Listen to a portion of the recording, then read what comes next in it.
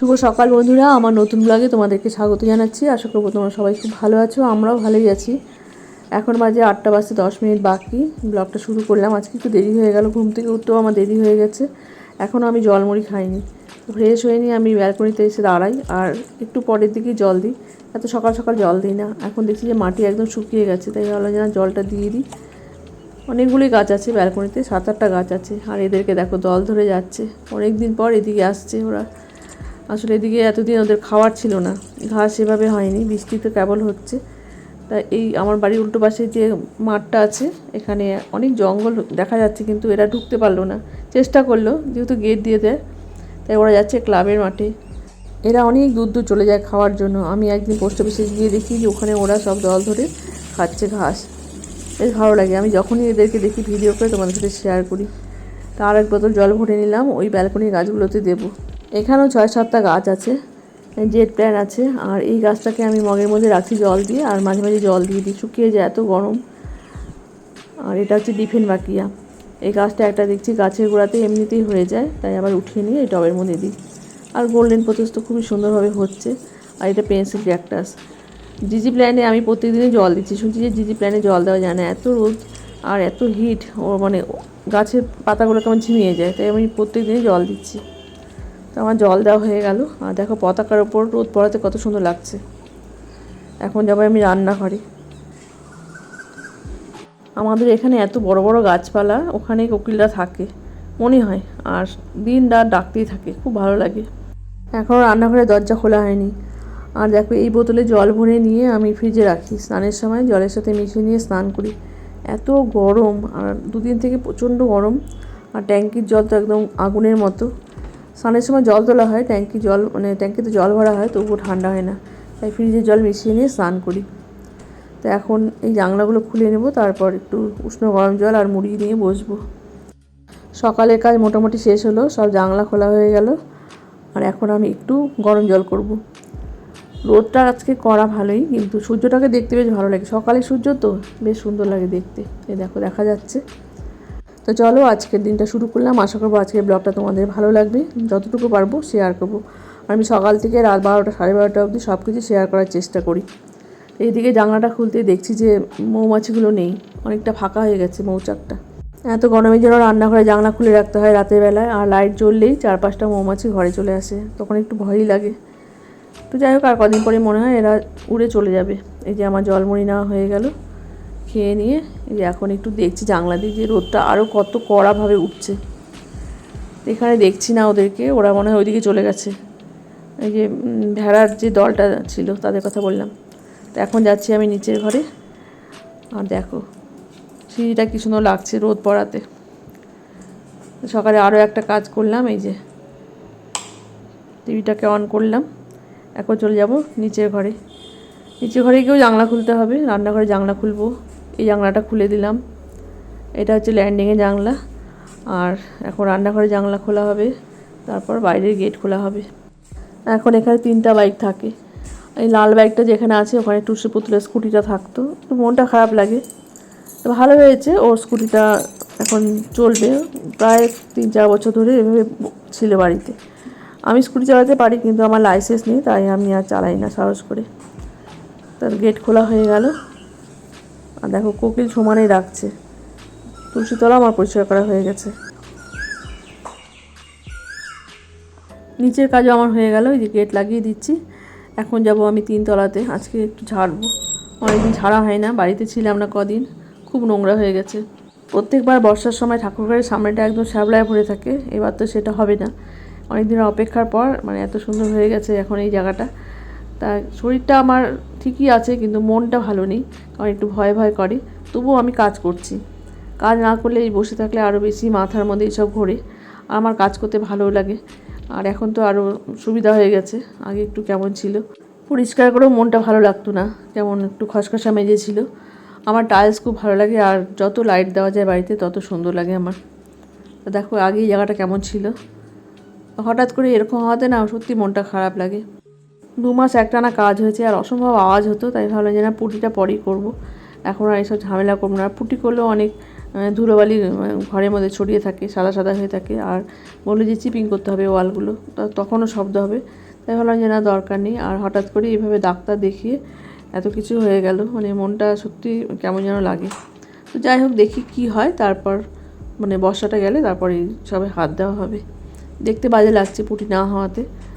এখানে জানলা স্লাইডার জানলাও দিতে হবে, তো এক এক করে সব করতে হবে। কিন্তু আগে দেখি কি বলে ডাক্তার, সব কিছু টেস্ট করে নিয়ে তারপর এসব করা হবে। ঠাকুরকে একটু প্রণাম করে যাই। আর এখন আমি ঠাকুর ঘরে কাজ করছি না, বনি করে নেয়। ঠাকুর ঘরে অনেক জিনিস আছে, এগুলোকে সরাতে হবে, এক এক করে সব কাজ করতে হবে। উপরের কাজও হয়ে গেল, এখন গিয়ে একটু ফ্যানের হাওয়া খাবো, তারপর এক্সারসাইজ করব। এই যে বনি বের হচ্ছে, বনি যাচ্ছে স্টুডেন্টের বাড়িতে। দেখো কেমন কড়া রোদ, অসম্ভব গরম লাগছে। ও মমিতে বাড়ি যাচ্ছিস? কি রোদ!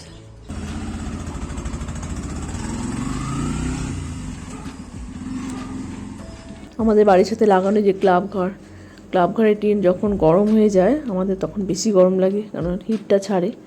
আর এই রোদের মধ্যে দেখো সবাই বেরিয়ে পড়ছে নিজের কাজে, কাজ তো করতেই হবে। আর এখন খুব বেশি বেলা না, প্রায় 9টা মতো বাজে, তাতে এই অবস্থা। তো আমি এক্সারসাইজ করে চলে আসলাম রান্নাঘরে। ভাত ডাল তো অনেকক্ষণ আগে বসানো হয়ে গেছে, এখন ভাতটা উপর করবো, ডাল সোমবার করব। এখন একের পর এক কাজ করব, তারপর আবার আটা মেখে রুটি করতে হবে। বনি তো না খেয়ে গেল, মানে সকাল সকাল গেল, এত তাড়াতাড়ি ওরা খায় না। ভাতটাকে এখন উপর করছি। আর এই সসপ্যান দুটো আছে এরকমই, বিজন বোস মানে মারা যাওয়ার কিছুদিন আগে আমাকে কিনে দেয়। তা সেদিন ট্রাঙ্ক খুলে অনেক বাসন বার করছি, এই দুটো সসপ্যানও বার করছি। এখানে একটা আছে আর একটা আছে ভেতরে। ভাত উপর করা হয়ে গেল, এখন ডালটা নামাবো। আর ডালটা একটু নিচে লেগে যাচ্ছিলো, আর একটু পরে আসলেই আর কি পোড়া ধরে যেত। ডালটাকে আগে সোমবার করবো, তার জন্য একটু জল বসিয়ে দিলাম। ডাল সোমবার করে নিয়ে আটা মাখবো। তরকারি আছে, মানে আলু তরকারি আছে, আর আজকে আলু তরকারি আবার করে রাখবো। আর ওদিকে বনি চলেও আসছে, আমার রুটিও হয়ে গেছে। আজকে একটু লিচু দিলাম, লিচু ছিল ঘরে, তো ওরা খায় না। আমি যদি না দিই ওরা মানে মনে করে খায়ও না, নষ্ট হয়ে যায়। আর একটু গ্লুকন্ডি গুলিয়ে দিলাম। এত হিট বাইরে থেকে আসলে দেখতে খারাপই লাগে, তাই একটু গ্লুকন্ডি দিয়ে দিলাম। এই ওঠ, পোস্টার একটু তো দাগ হয়, আসলে হাতের মধ্যে থাকে তো।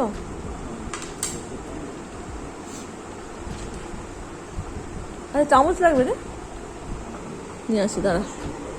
তুই যাবি? নিয়ে আয়। দাদুর বাড়ি রান্নাঘরে ওই যে ডাল সোমবারের গন্ধ বাইরে, সেই হ্যাঁ হ্যাঁ, তা ওই যে একই রান্না হয় হয়তো।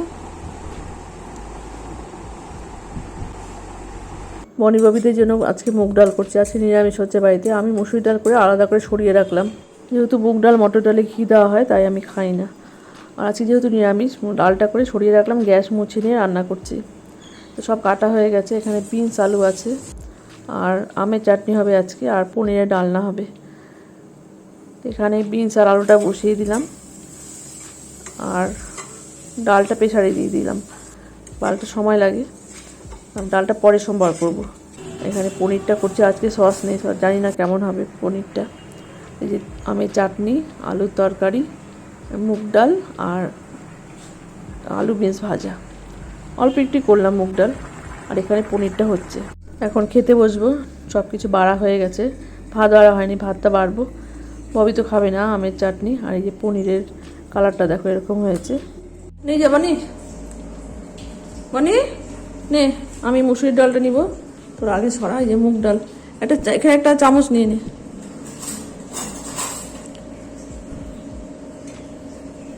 এরা মুগ ডালের চামচ দিতে বললাম।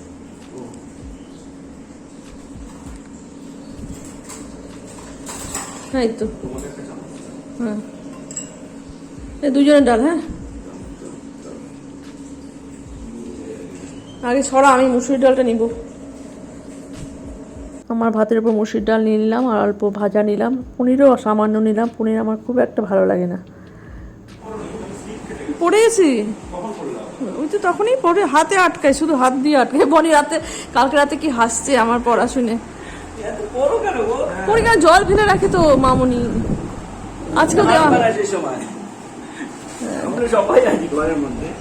আরে তোরা তো রান্নাঘরেতে হাঁটিস না, আমি তো রান্নাঘরে হাঁটি না। কেন এই ঠান্ডা ভাতে কি খাবি? হ্যাঁ নিয়ে আয় তাহলে খাও। তো সব ঠিক আছে বাবা, এই যে ডাল এখানে আজকে মুগ ডাল। দাদা ভাই বিকেল 4টা বাজে, এখনো রোদের কি তেজ, মানে কড়া রোদ এখনো। সাবধানে যাবি। হ্যাঁ টাটা।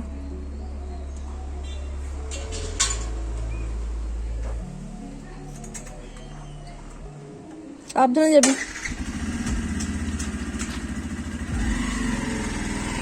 তুইও তো আসবি। কদিন তো বেশ তাড়াতাড়ি আসলি রে। টাটা। তুই বাইক বার করবি না?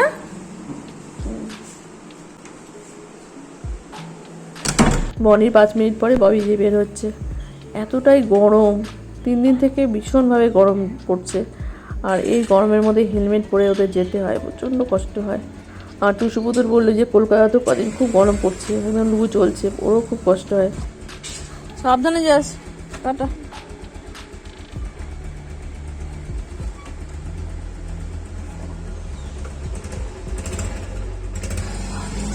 টাটা। এখন বাজে রাত 11টা। আজকে এখনও জানলা দরজা সবই খুলে রাখছি, কারণ এতটাই গরম যে কিছু বন্ধ করা যাচ্ছে না।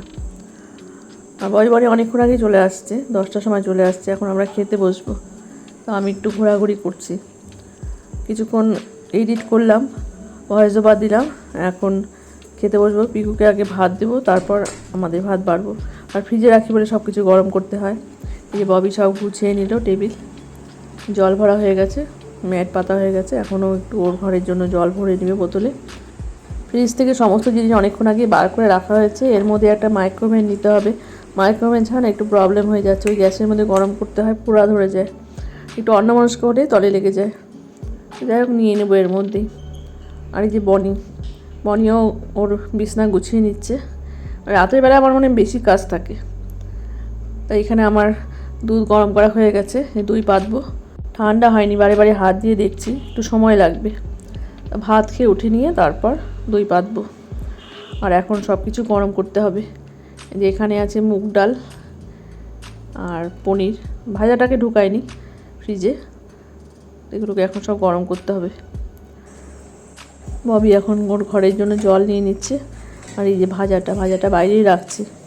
আজকে রাতে একটু চাটনি নেবো, মানে জল টক যেটাকে বলে। চাটনি ঠিক না, চাটনি তো একটু ঘন হয়, আমি পাতলা করে করি। পনিরের ডালনা আর মুগ ডালটা গরম করছি। আর আজকে আমি পনিরের ঝোল দিয়ে খাবো, ডাল আর নিব না।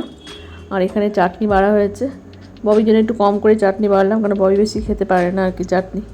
আর দুপুরে খায় না, টক দই খায় বলে চাটনি খায় না। আর বনিকে এই যে আঁটিটা দেখা যাচ্ছে, এটা বনি আর এটা আমার। না খাবো না, ওষুধ খাওয়ার কথা মনে নেই। চল খাওয়া দাওয়া করি। আজকে আমি ডাল খাবো না, আমি পনিরের ঝোল দিয়ে খাবো, বুঝলি তো?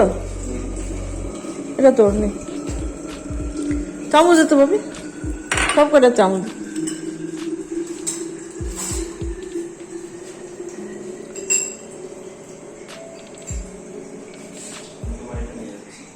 ভাইয়া নিয়ে যা মানে চল। খেয়ে উঠে নিয়ে বাসন মাজা হয়ে গেছে, আমি রাতে তো সব করে রাখি। আর এই গ্যাস ওভেনটাকে এখন মুছছি। প্রত্যেকদিন একই কাজ করি, সব কিছু তোমাদের সাথে শেয়ার করা হয় না। বললাম যে ব্লগটা অনেকটাই বড় হয়ে যায়, সকাল থেকে রাত 12:30 অবধি সব কিছু তোমাদের সাথে শেয়ার করি। আর আশা করবো আমার ব্লগ তোমাদের ভালো লাগে দেখতে। যে সমস্ত বন্ধুরা চ্যানেলটা সাবস্ক্রাইব করে দিচ্ছ, তোমাদেরকে অনেক অনেক ধন্যবাদ জানাচ্ছি। আর নতুন বন্ধুদেরকে ওয়েলকাম জানাচ্ছি আমার চ্যানেলে। দেখতে থাকো আমার ব্লগ, যদি ভালো লাগে তো চ্যানেলটা সাবস্ক্রাইব করে দিও। কথা বলতে বলতে গল্প করতে করতে অনেক কাজ হয়ে গেল আমার, মোটামুটি সব কাজই শেষ। এখন শুধু আমি হাতটা ধুবো আর এই কাপড়টা ধুয়ে দেবো। এই মাইক্রোফাইবারের কাপড়গুলো খুব ভালো, প্রতিদিনই আমি দুপুরবেলাটা সার্ফে ডুবিয়ে রাখি, যে রাতের বেলা ধুয়ে মেলে দিই।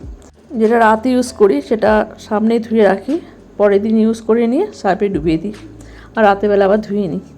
এভাবেই চলছে। দুটো মাইক্রোফাইবারের কাপড় আমি ইউজ করছি, আরও অনেক আছে, সেগুলো মাইক্রোফাইবারের না, ওগুলো সুতির। হাত ধুয়ে নিয়ে জলের মেশিনের সুইচটা অফ করলাম, ওয়াশিং মেশিন চলছে, তাই জলটা ভরে রাখি ট্যাঙ্কিতে।